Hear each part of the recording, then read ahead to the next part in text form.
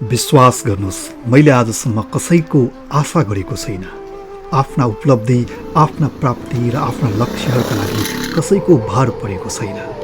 जिन्दगीमा त्यति ठुला सपनाहरू पनि छैन कि पुरा गरिदिनको लागि कसैको आशा गर्नु परोस्, कसैको भरोसामा पर्नु परोस्।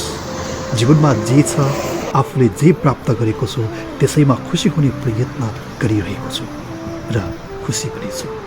जीवनमा आफ्ना लक्ष्यहरू, आफ्ना उद्देश्यहरू प्राप्ति गर्नको लागि किन अरूको भर पर्नु? तपाईँले सुन्नु भएकै होला, जब आशा गरिन्छ नि, आशाले निराशा बनाउँछ। निराशाले तपाईँको जिन्दगीको लक्ष्य नै बदलिदिन सक्छ र निराशाले तपाईँलाई दुःखी बनाउँछ। जब तपाईँ दुःखी हुनुहुन्छ, तपाईँको सुखी संसार कहाँबाट प्राप्त हुन्छ र? त्यसैले जीवनमा आफ्ना लागि र आफ्ना उपलब्धिहरूको लागि आफैले कडा मेहनत गर्दै, आफैले कडा परिश्रम गर्दै, आफैले उपलब्धि प्राप्त गर्ने मार्गतर्फ